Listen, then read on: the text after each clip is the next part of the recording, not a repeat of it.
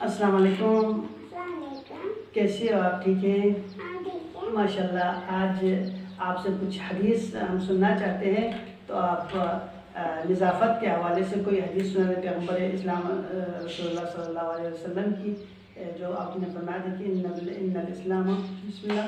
چلو، اسلام ناقص فتنن ففلاح جنت الجنت۔ احسن۔ دیکھو اذان ہوتا ہوں، یہاں پر بچی کہنا چاہ رہے کہ ان الاسلام نظیف، اسلام پاک و پاکیزہ ہے، فتنظفوا، پس تم بھی پاک و پاکیزہ رہو، فإن اللہ تعالی بنى الاسلام على النظافہ، چونکہ اللہ تعالیٰ نے اسلام کی بنیاد نظافت پر رکھی ہے۔ کتنی خوبصورت بات ہے، لہذا ہمیں پیغمبر کے اس فرمان کو فرمان کے پاس رکھتے ہوئے نظافت کا خیال رکھنا چاہیے۔ آپ اس کے علاوہ کوئی اور حدیث سنا سکتے ہیں؟ ان اللہ طیب، ماشاء اللہ، یعنی اللہ پاک و پاکیزہ ہے اور پاک و پاکیزہ رہنے والے کو پسند کرتا ہے، اور اللہ کیا ہے؟ صاف ستھرا ہے، صاف ستھرے رہنے والے کو پسند کرتا ہے۔ ماشاء اللہ، بہت اچھا، احسنتم۔ حق علی کل مسلم، پیغمبر نے ایک اور جگہ پر فرمایا ہے کہ نظافت کے حوالے سے حق علی کل مسلمین، آپ یہ حدیث بھی مجھے سنا سکتے ہو؟ حق علی کل مسلم ان یغتسل كل 7 أيام يوما يغسل رأسه۔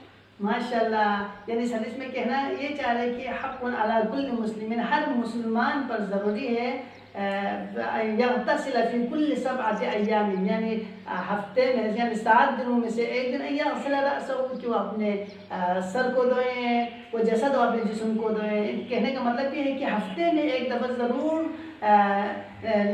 نہانا چاہے، صاف ستھرا رہنا چاہے، اپنے آپ کو جو ہے کیا کہتا کلین رکھنا چاہے۔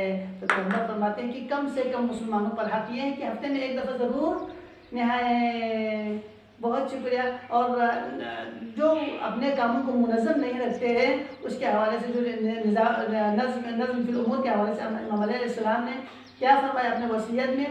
من وصیت اللہ، من وصية الله للحسن والتسلم وزرنا جميع الله أوصيكما وجميع أهلي وأهلي ومن بلغ بتقوى الله بنسمعه۔ بہت اچھا، ماشاء اللہ ماشاء اللہ۔ دیکھو امیر علیہ السلام کی وصیت جو کہ آپ نے امام حسن اور امام حسین علیہ السلام اور ہر ان لوگوں کے لیے جن تک یہ پیغام پہنچے، ان کے لیے وصیت میں آپ نے فرمایا کہ اوصیکم بتقوی اللہ ونظم امرکم، ہاں میں وصیت کرتا ہوں تقوی الہی اور اپنے کاموں کو منظم رکھنے کے حوالے سے۔